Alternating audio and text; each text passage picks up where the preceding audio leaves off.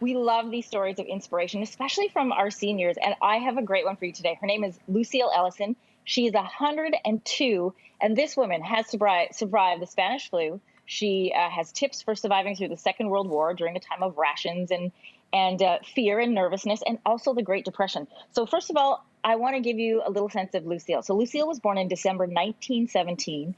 1918, of course, the Spanish flu hits. Her uncle gets it. Her dad gets it. She survives it as a baby. As she gets older in her life, she meets Floyd, the love of her life. They were supposed to get married until the attack on Pearl Harbor happened.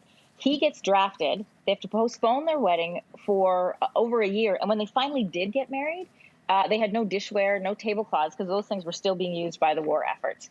So she says, look, I get it. For brides right now who are panicking and who are nervous, she said, doesn't matter. It'll all come together.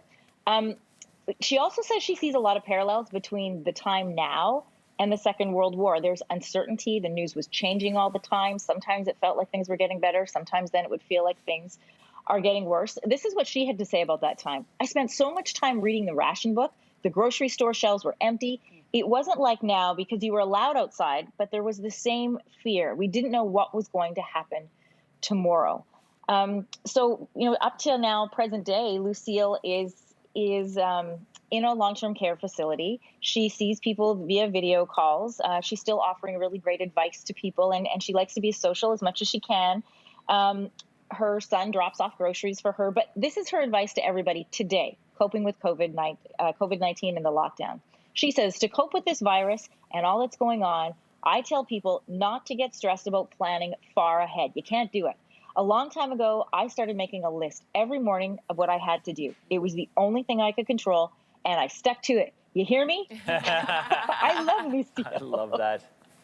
Oh, So, if we're going to take advice from anybody, take it from this woman. Yeah. Spanish flu, Second World War, Great Depression. She's been through all of it, and now COVID-19, and she's still positive and encouraging. Love her. It's a perspective we probably all need right now. Yeah, absolutely. Emery, thanks for bringing that to us.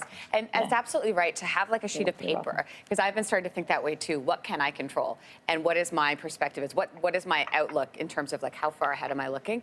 And I really think it makes a difference if you can just focus on the now, which is something that Kelsey's been talking about throughout this whole pandemic as well. What can I control? What can I feel? What's real?